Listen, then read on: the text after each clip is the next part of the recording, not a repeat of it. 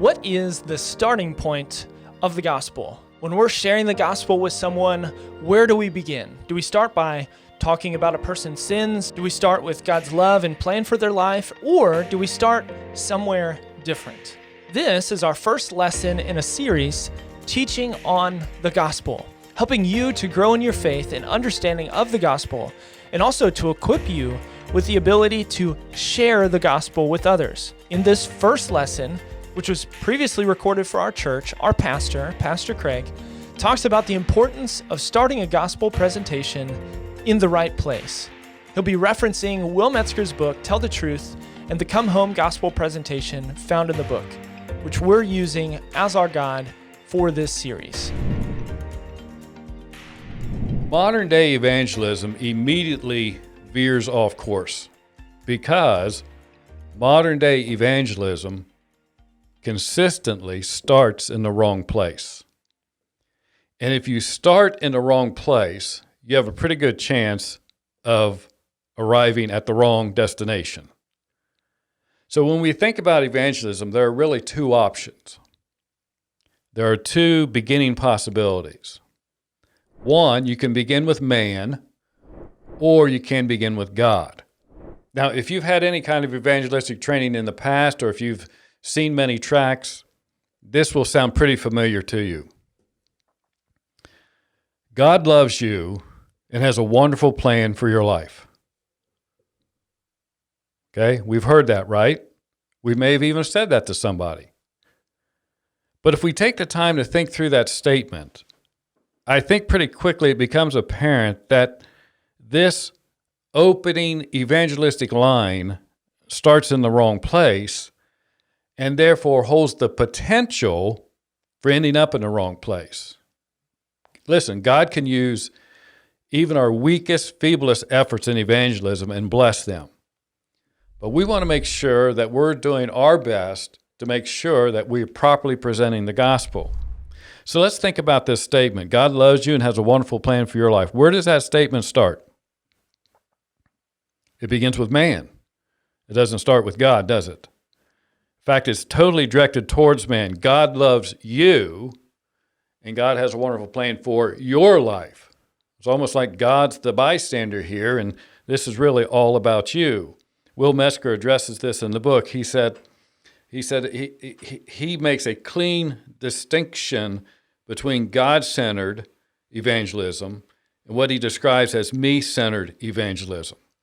And he says this: me-centered evangelism contains some biblical truths, yet they're distorted, for error comes when truth is given out of context. So he goes on to say we must be careful that we do not contradict the character of God in our witnessing. And he says, may the God to whom we witness be consistent with the God we worship. So in our evangelism, we need to stress a God of holiness, not just a God who exists to give us good times and pleasant feelings. In other words, we want to give them a true biblical picture of God. All right, let's go through this chart real quick on page 87. The first part is, in me-centered evangelism, the point of contact with a non-Christian is love. We say, God loves you. But in God-centered evangelism, the point of contact with the non-Christian is creation. God made you. Now, we're not up for discussion at this point, but you can see there's a world of difference in the implications between those two opening statements. There's such a world of difference that it completely changes the tone of the presentation if you begin with God loves you, or you begin with the fact that, hey, God created you. Second, God's authority or ownership is blunted in me-centered evangelism, again, because it's all about the person that you're talking to. But in God-centered evangelism, God has ownership rights over your daily life and design. Me-centered, love is God's chief attribute. God-centered, justice and love are equally important attributes of a holy God. Me-centered evangelism, God is impotent before the sinner's will. In God-centered evangelism, God is able to empower the sinner's will. In me-centered evangelism, the persons of the Trinity have different goals when planning and accompanying salvation than when applying it. In God-centered, the persons of the Trinity work in harmony. Salvation is designed, accomplished, and applied to the same people. And what's the conclusion of me-centered evangelism? God is a friend who will help you. And the implication is the sinner has something to offer God. So God is robbed of his glory. Just think about what we've been learning in Judges chapter 6 and 7. The whole point of the exercise there was for God to show his people that he's not going to share his glory with anyone else and that he did not need their help. Well, if we approach evangelism with this me-centered approach, well, we come off saying, hey, God needs your help. You've got to cooperate with God if you're going to be a Christian. But the conclusion of God-centered evangelism is that God is a king who will save you. So therefore, the place that we must begin any presentation of the gospel is with God. As tempting as it is to start with them, it is much easier to say to somebody, God loves you and has a wonderful plan for your life, isn't it? But don't do that. Don't take the easy way out, okay? All right, so let's go through the 3 points here in the first section of who is God. First of all, God made everyone. Now, here's a couple of things I want you to keep in mind. Keep this in mind, that God has placed a knowledge of his existence in the heart of every person. Therefore, whether they accept or not his existence at this point is irrelevant. Do not get into an argument over whether or not God exists. That's irrelevant at this point. God has given every person a conscience. And in evangelism, we are to speak to the conscience. Me-centered evangelism speaks to the heart. God-centered evangelism, we speak to the conscience. So, God made everyone. But let me caution you about this. The goal is not to put them on the defensive. If we put them on the defensive, we will probably lose any opportunity we have to further the conversation. Your goal is to get them to think. Your goal is to get them to engage their minds. That's what we want to do. Again, at this point, you're not trying to prove the existence of God. You're not trying to answer the question of evolution. All right? Again, that's irrelevant at this point. That's not what we're trying to do. You're just simply trying to unpack the question for them, who is God? And the first answer to that question is that God is the creator, or that God made everyone. And there are all kinds of implications to that statement, but the primary implication is that God's our owner. Boy, that chafes us, doesn't it? And when you tell this to the unbelieving person, they're not going to like this. But again, you're speaking to the conscience. God has put a knowledge of himself within the soul of every man, so therefore you speak directly to it. And the scriptural basis for this is found in Acts chapter 17, verses 22 through 34. We won't take the time to read those verses. But let me point out a few things to you. In verse 24, I want you to notice where Paul started with these people. Paul says, the God who made the world and everything in it, being Lord of heaven and earth. So what is Paul doing here? He is declaring God as creator. He says, the God who made the world and everything in it. Now notice, Paul's very careful. He just doesn't just say, well, God's the creator. God's the creator of the world. No, God's the creator of the world and everything in it. So therefore, his ownership extends not only to the world, but to every person in the world. Then Paul goes on to say, the God who made the world is also the Lord of heaven and earth. The word Lord here means ruler. It means one who commands. We need to let that sink in for just a moment, because Paul immediately establishes two things. One, God is the creator. Two, God is Lord. He commands. He has authority. Now notice, Paul is not debating them, is he? He's simply speaking truth to their conscience. He's laser focused. He knows what he needs to say, and that's what he does. Then notice what Paul says in verse 26. Having determined allotted periods and the boundaries of their dwelling place. So let's summarize what Paul's highlighting here.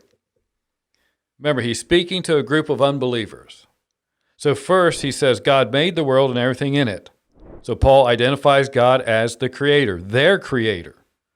Second, Paul points out to them that the creator is Lord. He is the commander. He is their commander. Third, Paul points out that God determines where his creation lives and how long they live. So what is the picture here of God? God is a person of authority. God is a person of sovereignty. God is in absolute, complete control. So God explains to them that God is the creator, God is the commander, and God is the one who is the controller of their very life. So what should be their response? Verse 27, that they should seek God in the hope that they might feel their ways toward him and find him. In other words, Paul's saying the only rational, logical thing to do is to seek the one who created them, who commands them, and controls the details of their lives. Again, remember, you're not trying to convince them or debate them. You're speaking biblical truth directly to their conscience. So who is God? God is the creator. Number two, God is also a love giver. Now, most people will readily identify with this. God is love. And it's true, God is love. And because God is a God of love, he desires, as Will Metzger says, to be a loving father. And as a loving father, he wants a big family. And he actively adopts many into his spiritual family. It's something that we have to keep in mind, though, that when we're talking to unbelievers, particularly today, many people will make the mistake of thinking that God is love only. It's not that it's just his dominant characteristic, it's his only characteristic. He's love. And so that shapes how they think that he's going to respond to them. They think God's love trumps all. Particularly God's love for them trumps everything else, including his law, his justice, and his righteousness, even his holiness. Yes, God's love is important. Absolutely it is. Yes, God is love, but that is not all God is.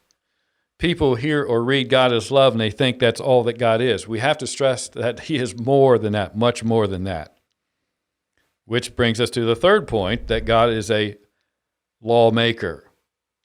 So let's follow the argument logically. What gives God the right to be a lawmaker? We go back to point one. God is the creator. God owns us. God is the absolute authority over us. So therefore, if God made us, if God has the authority over us, then he has the right, not just the ability, but he has the right to write a law the way that he sees fit. And we are in no position to argue with his law or to take offense at his law. And if God made us, God also knows the best way for us to live. And his law leads us to live what would be the best life for us. And so what gives God the right to make laws for us? Again, back to point two. God is a love giver. Because God loves us, he wants the best for us. Therefore, he tells us how to live, and he tells us how to live through his law. So you can see there's a real logical consistency here to this very first point. You're not doing anything in abstract or theory. It all relates and it's all important, okay? So what's the point? Since God made them, or God made you, if you're talking to this person, you belong to him and you're acceptable to him to follow his instructions for a relationship of love and life, okay? That's the first point in a nutshell. So you got four more to learn. But just keep in mind, this first concept is you're establishing the authority of God. And once you establish the authority of God, all these other things logically flow from that. Because God is our owner, our Father, and our judge, He has the rights over us, and we are accountable to Him to live according to His standards. What are His standards? Well, that's what we'll look at in our next lesson. Life equals God-centered living. Thank you for joining us in this first lesson of our series on how to share the gospel. If you want to get the most out of this series, I'd like to encourage you to share this with someone that you know, that you can go through this series together and practice teaching these principles with one another. Together, let's make God's name famous.